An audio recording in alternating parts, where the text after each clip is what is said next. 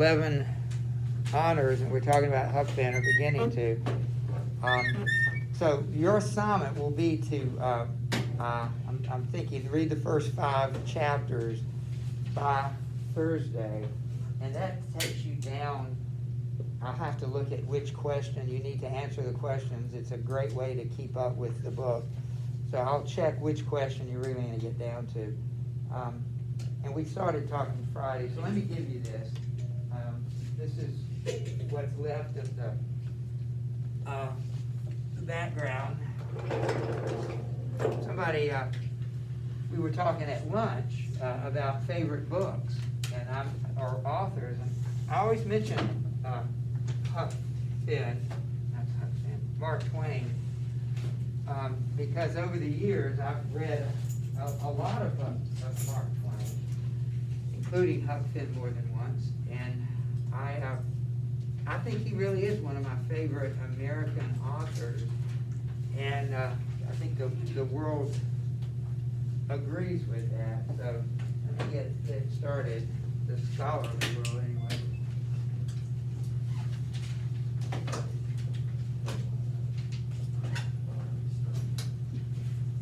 I know we started this the other day, so I won't, just want to show you what you should have. All right. Let me get to the question. What is the standing of the adventures? I'm going to tell you it is often considered the greatest American novel. So you need to understand that. Its popularity and success, you'll have to read the book to account for that. But I'd like for you to be able to tell me, why do you think this book just continues to be one of the greatest American books? We talked about this. We talked about we were right here. Samuel Langhorne Clemens, Missouri. He was a riverboat pilot. We were talking about that. He actually serves 2 weeks in the Confederate Army, a volunteer unit, and then quits. He's not in the regular army. You couldn't do that if you were in the regular army. You just couldn't get up and quit without any repercussions. In 1863, he uses the pen name Mark Twain. Do you know what the name means? It actually has a meaning. Mark Twain? Yeah. Like, what is Mark Twain? It's not a name at all. It actually is an expression that was used on riverboats as they sailed up and down the Mississippi River. Yeah. It's for figuring out the depth of the river. That's and right. Twain was basically their slang for 12, so the 12th mark. Yeah. Which is, I think, really, really shallow. Well, actually, Really shallow, really. the word twain means two. So I don't know what those two, it could be 12 feet. It could, twain. I don't know what the twain is two of, but you're absolutely right. It was the depth of the river, and it was, I like to think it was you would say the expression clear sailing, because the river had to be at least 2 or whatever, might have been to 12 feet before it could sail. And I mentioned Friday when we were leaving, a riverboat pilot is different from a captain of the boat. This guy, he sails the boat, but the Mississippi River is not like an ocean. You don't need a pilot on the ocean. You need a pilot when the ship comes into the harbor. The pilot takes over and gets the ship into the dock. The Mississippi River is so quirky that you have to have a pilot to navigate the bends and depths, as Alistair pointed out. And he wrote a book about that. It's called Life on the Mississippi, Mark Twain. And I've thoroughly enjoyed reading it. I took a course on Mark Twain in college. And I really enjoyed reading it. But it's one of the most interesting jobs you can imagine, because the Mississippi River is never the same in any location. It gets deeper and shallower. It gets bendier. I just made that up. It bends like this. If you ever seen it, it goes like this. It goes like a snake down the heart, the middle of the country, and it takes an experienced and knowledgeable pilot. Mark Twain was that. I think he was a brilliant man, but Mark Twain, the other interesting thing, he was not the first writer to use the name.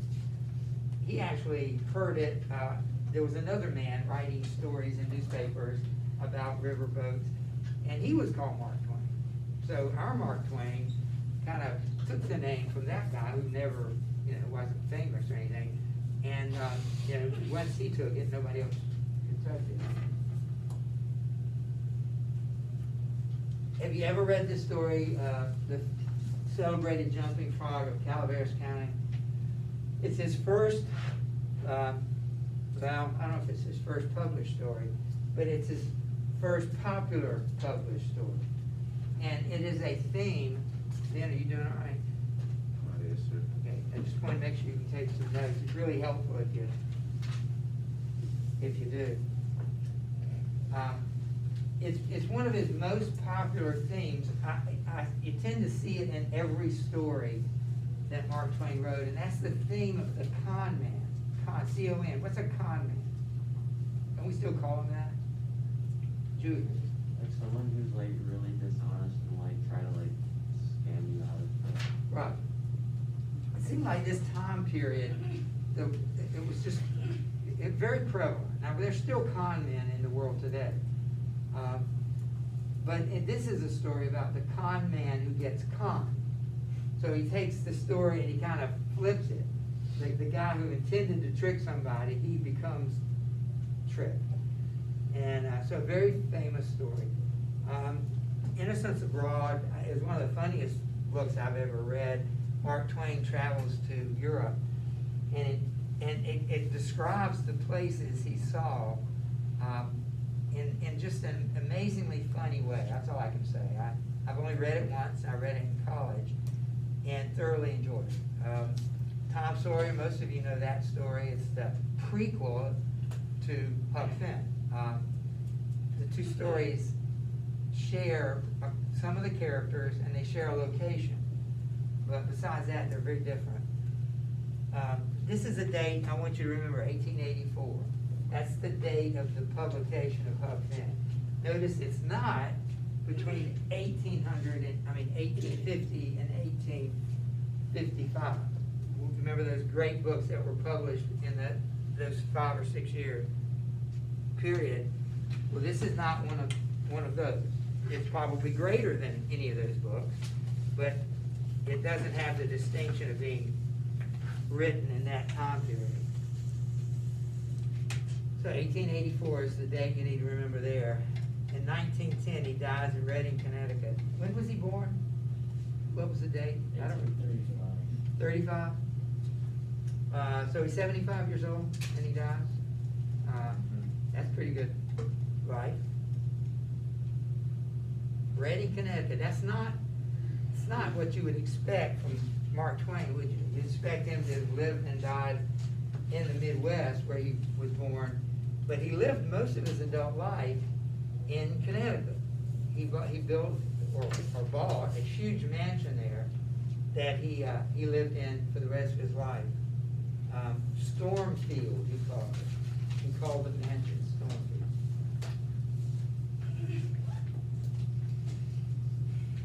All right, a brief story about, he has written a famous autobiography, which I have never read.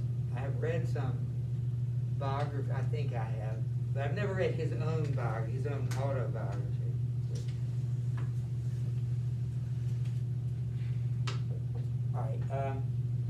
All right, his life, I don't know if you're aware of this, but many comedians have very tragic lives. Did you know that? There are many comedians, their lives are very sad, and the psychology of it is interesting, that their own life is very sad, so they turn to comedy in order to kind of cope with their own tragedy. Mark Twain had some serious tragedies in his life, but here are the triumphs. All right, so he wrote 25 books, including, and I think you should write these down. Part of my job is to introduce you to the great books. And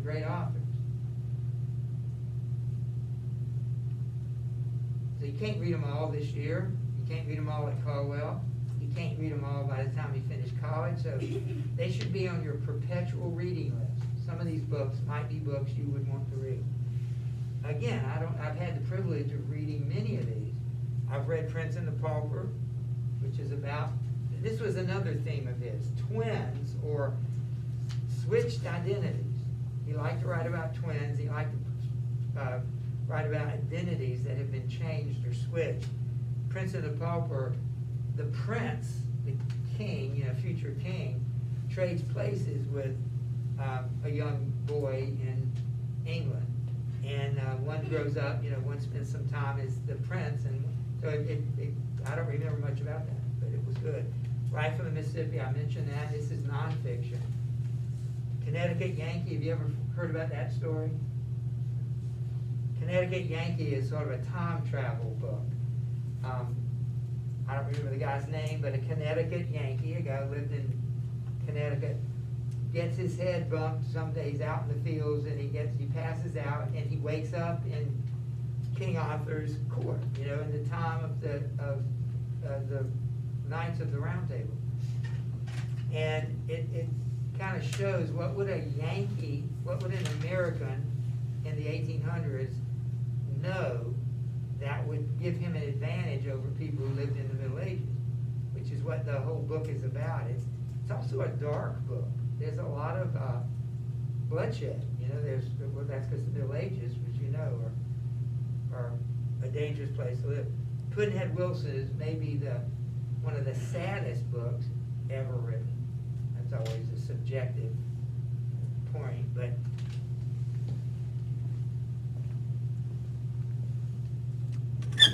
sorry. Will this body, if I put it right here?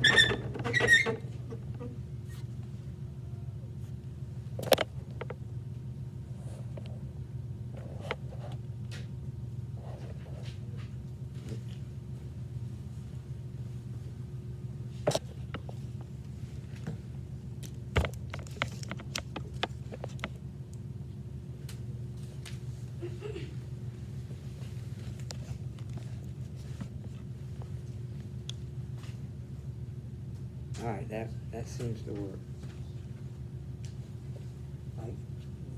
These are some of the triumphs. Pudd'nhead Wilson, one of the saddest books. He also wrote all of this. He wrote travel books, sketches, tales, short stories, letters that are famous, and an autobiography. Yes. Yeah. All right, these are the positive things. One of the world's most famous writers. Here is one of the negative things, or some of them. He lives to see the death of a son, 2 daughters, and his wife. I think he outlived every member of his family. That's not what anybody wants to do. They want to bury your own daughter, your own son, or your own wife. He experienced bankruptcy.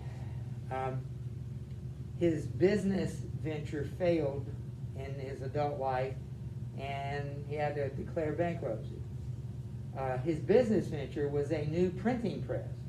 So he invested money. He didn't himself, I don't think, invent it, but he invested money in the invention of a new printing press that would revolutionize printing of books.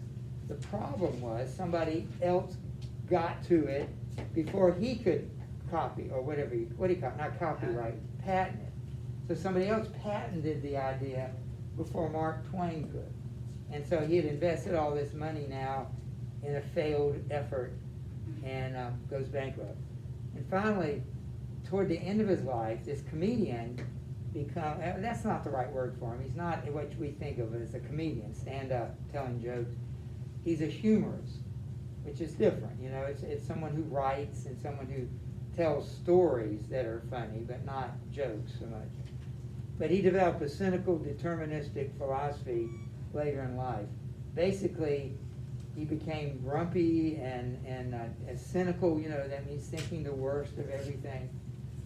I remember one story I read, and it was about Adam and Eve, and it was very cynical. I can't remember the name of that. It was a whole book of short stories that are really kind of dark.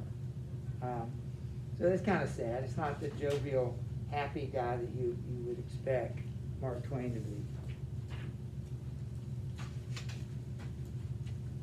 Okay, y'all are writing this down, right? Word for word. You have access. You will have access to it later, but it just. I know Ms. Roberts has told you do a lot more notes there. Writing something down makes a huge difference in knowing it, learning it.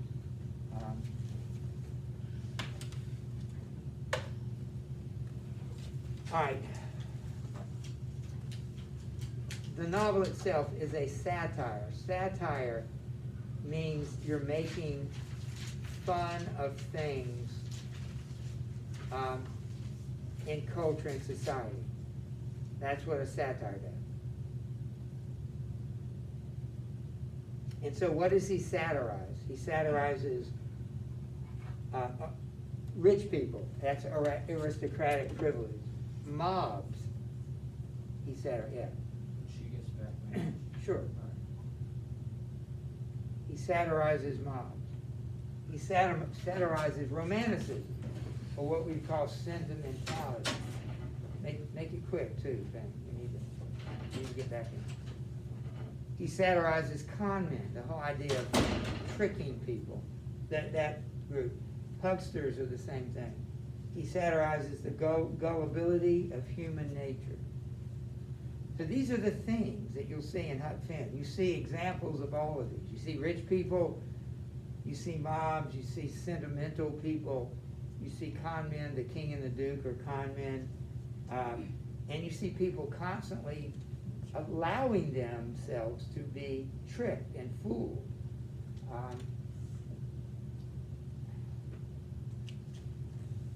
All right, second thing to note about the book is the dialect, the fact that it's written in that, we talked about it the other day, in that southwestern United States, midwestern dialect.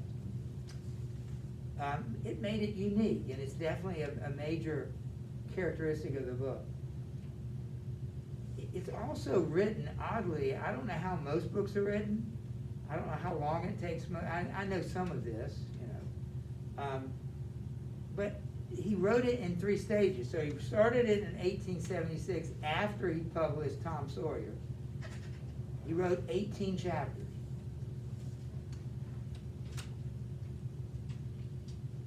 That's half the book, all right? I'm thinking 43 chapters, so it's about half the book.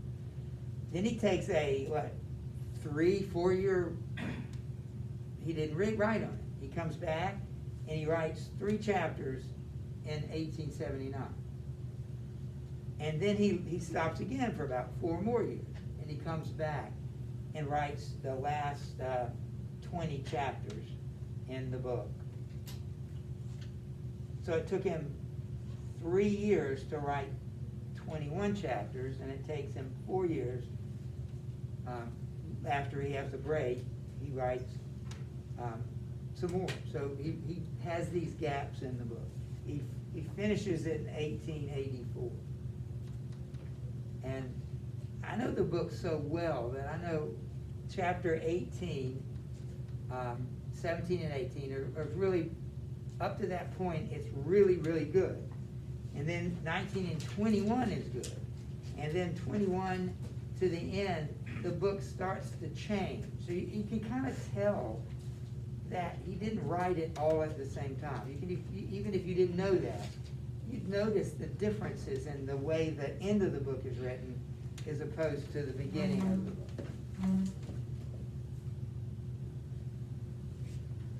All right, we hear 3 problems. We mentioned the N word the other day.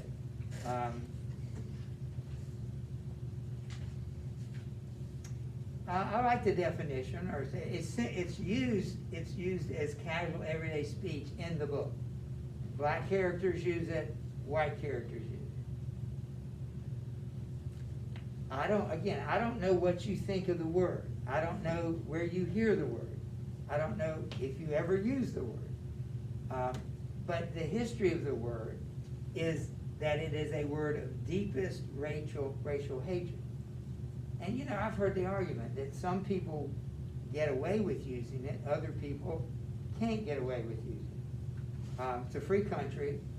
You can use it and see where it gets you. It's just, you know, like another word that's very popular. It begins with one of the first 5 or 6 letters of the alphabet. I mean, it's ubiquitous. You know what that means? It's everywhere. You hear it everywhere.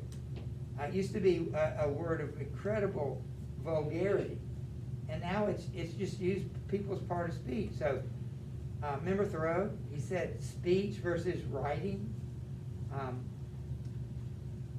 You know, you definitely use it in writing. You're thinking about it, but people use these words in speech indiscriminately.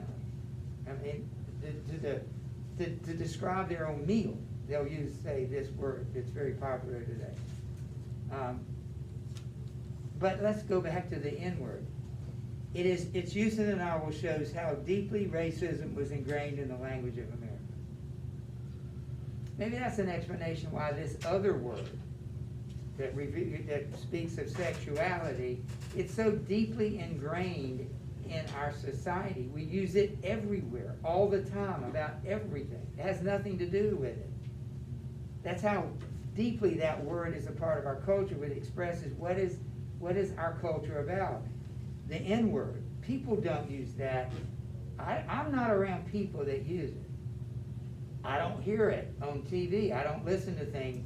So it's possible to avoid the N-word, but this other word's almost impossible to avoid it, the one that's used today. But the fact that it's used for everything shows that people don't even know what it means. I'm talking about the N-word. People don't even know what it means. It just becomes a word, like, you know. A lot of people, we use filler words. We say things like, you know, and then we can't think of what to say. We say, you know, or I mean, the N-word was a filler word. This other word I'm talking about is a filler word. I just don't think it speaks highly of our culture, you know, that we use words like that without thinking of what they mean. Anyway, the N-word, you got to get used to it. It's every page of the book, almost. And that's why it's hard to read it out loud. Unless we want to say it like over and over, we don't want to do that. I don't. All right, here's the second couple of problems. So there are 3 problems. One is the N-word. Second is the betrayal of Jim.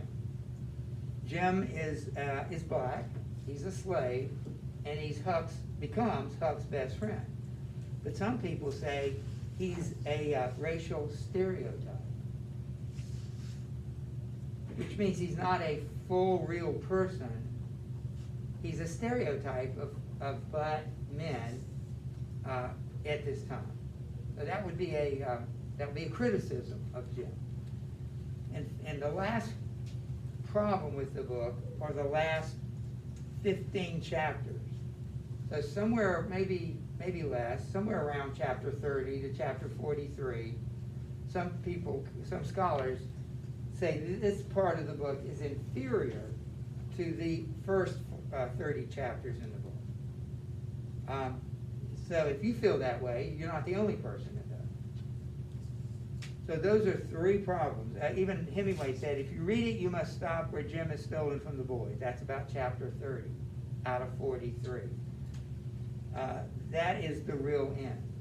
And I can see why he would make that argument. I don't enjoy the last 15 chapters. We won't say a lot about the last, although it's, you know, things happen, you got to read it. It's just not, I don't think it's up to the quality of the first 30 chapters. And even then, it's maybe the best book we have in America, even when a third of the book is considered inferior to the other 2/3.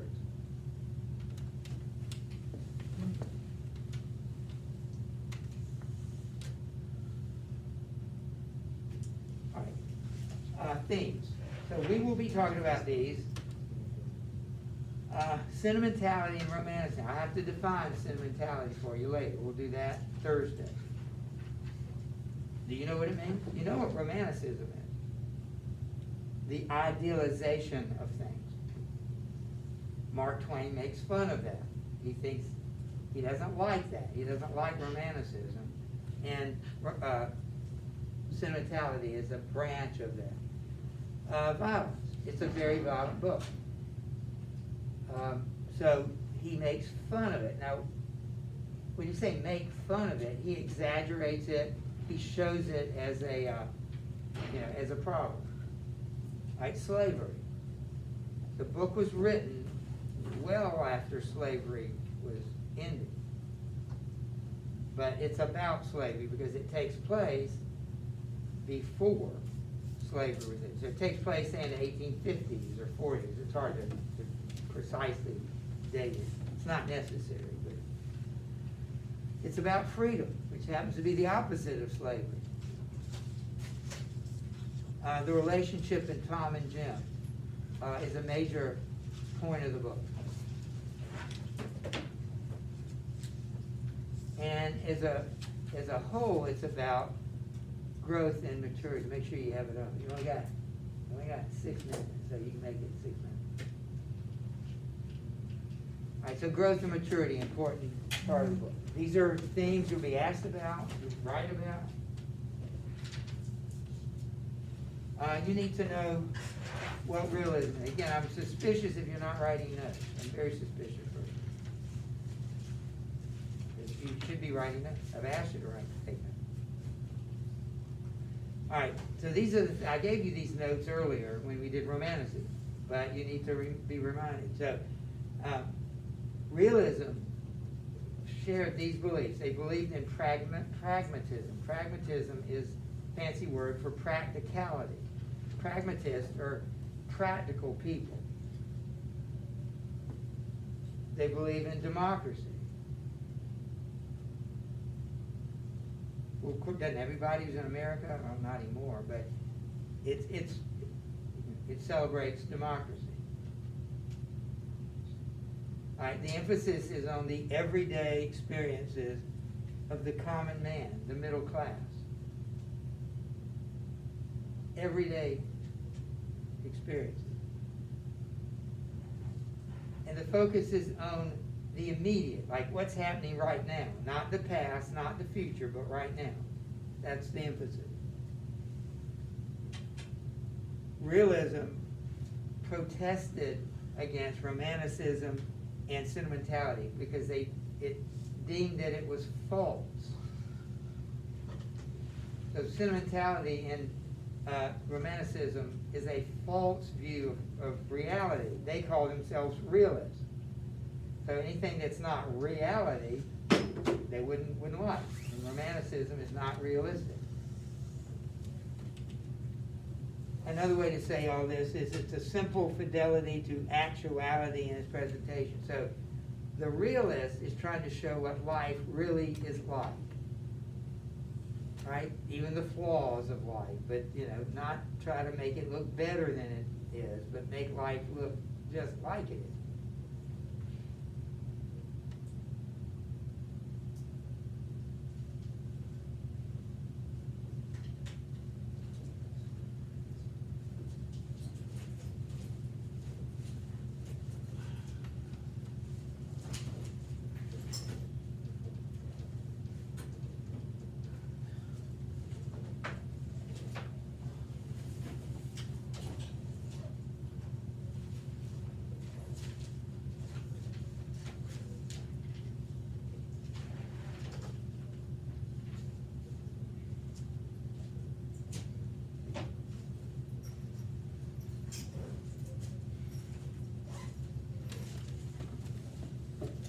I don't think there's many more. I need to check.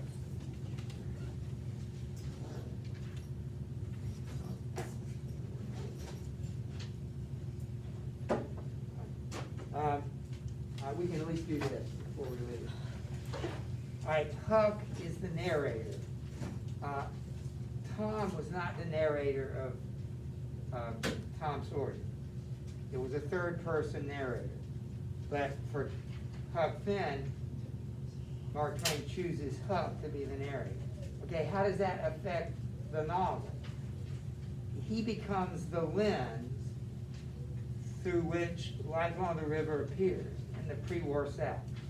So what we know about the pre-war South in this book comes from a 14-year-old boy's point of view. You have to know this. Huck never judges, he only observes. He just watches. He doesn't say this is good, this is bad. He never judges them. He does sympathize with individuals. He does not judge institutions. That's why he never judges slavery. He never says slavery is bad. Huck Finn, Mark Twain knows that. You know that. I know that. But Huck Finn does not know that. But he does like individuals, like Jim. Jim's a slave. He likes Jim. He sympathizes with Jim. But at the same time, he doesn't criticize slavery. And then finally, Twain satirizes society by having Huck and innocence in mind. So many things Huck admires, but in his admiration, it's Mark Twain's way of actually criticizing those things. Remember the speaker and the chimney sweeper, the young man who said, we just got to do your job every day, you will not fear harm, and you need to work hard. That's not the attitude that Blake had. He was criticizing that attitude. So I won't see you again. I will see you Wednesday. We'll have the test. And then Thursday, this is due. And just start expecting quizzes on this. First 5 chapters for Thursday, here for Wednesday. Don't forget to study for the test and be prepared for that.